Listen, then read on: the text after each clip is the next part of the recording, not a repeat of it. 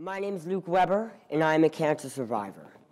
I performed that rap at a Cycle for Survival event about 4 years ago to raise money for rare cancer research. Though, with my crutches and my lower voice, I'm not sure I could do it as well now as I did before, which is why we have it on video. So, before I go more into that, let me tell you a bit about my story. When I was 3 years old, about a few days after my 3rd birthday, and exactly 13 years ago tomorrow, I was diagnosed with stage 4 alveolar rhabdomyosarcoma, a rare pediatric cancer that was literally all over my body. My cancer affects only 80 kids a year in the US, and it does not usually bring a lot of hope. But I was lucky. I found my hope at Memorial Sloan Kettering Cancer Center, just around here.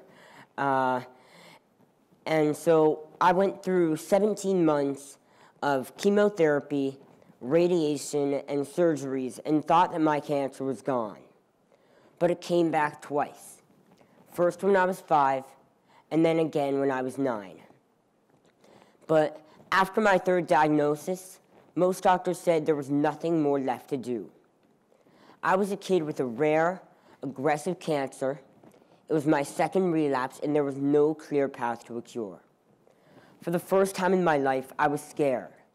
I wasn't 3 or 4 or 5 years old anymore, happy to be at home or in the clinic playing Xbox or watching TV. I was older, and I understood.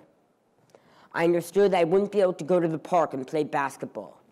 I understood that I wouldn't be able to go to school every day to see my friends. I understood that the little hair that I had on my head would fall out and I would stop growing again.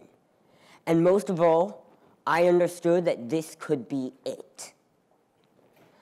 I asked my doctor, Dr. Lenny Wexler at MSK, will I die from this?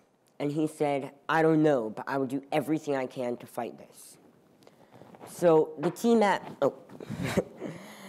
at Memorial Sloan Kettering never gave up on me. They never guaranteed us a cure, but they gave us something nobody else could. They gave us hope. So my doctor, Dr. Wexler, he went out and called and emailed dozens of other doctors and researchers to find out what they were working on, in hopes that there would be some kind of treatment that could help my situation. There was virtually nothing. So thankfully, finally, Dr. Wexler found me the last spot in an immunotherapy trial, a new and promising treatment. I finished that treatment more than 5 years ago, and I have been cancer-free ever since. So I have a lot to be happy and hopeful about because I was lucky enough to be treated at the best cancer hospital in the world. I have hope because my doctor was able to find treatment options for me when there seemed to be none available. But the reality is I'm a living miracle. I am 1 in a million, and I want more.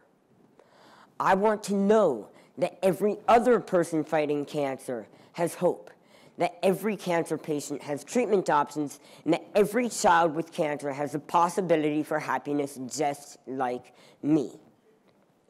When I was in 4th grade, a paraplegic named Chris Waddell came to speak at my school. He was a professional Olympic skier until he suffered an accident that left him paralyzed from the waist down. Instead of giving up, he competed in the Paralympics and won 5 gold medals. And he followed that by becoming the first paraplegic to climb Mount Kilimanjaro. So I remember what he said as I sat there in my school auditorium with my bald head and my 60-pound frame, amazed that someone with medical issues just as big as mine could accomplish such big things. He said, it's not what happens to you. It's what you do with what happens to you. It's not what happens to you.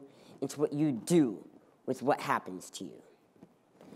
And those words have never left me, and they still affect the way I lead my life. And that is why I decided to dedicate myself to the fight against rare cancers.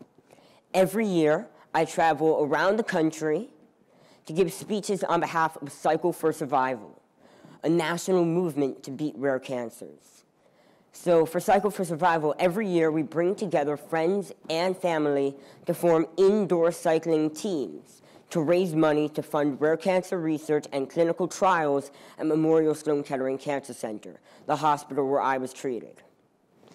So almost half of all the people with a cancer have a rare cancer, but there's not enough money in rare cancer research. There are not enough treatment options. Cycle for Survival was here to change that, and I am here to change that.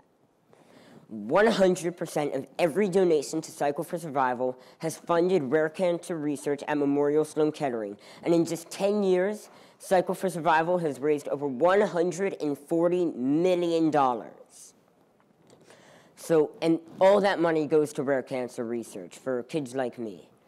So, speaking for Cycle for Survival is my way of creating opportunity from chaos, is my way to join with others to celebrate life, to celebrate hope, and to celebrate and create the possibility of a cancer-free world. So, living with cancer has taught me many things. I've learned that it's important to be optimistic and resilient, that it's empowering to find a community that supports you and has your back. And that it's okay to be scared, but giving up is not an option. When faced with adversity, we can't sit back, we need to fight back. And for me, I am committed to making sure that at some point in my lifetime, nobody will have to go through what I went through. So, live every moment, seize every day, make a difference, and I invite all of you to join me, hopefully without my crutches, at a Cycle for Survival event this March here in New York City. Thank you.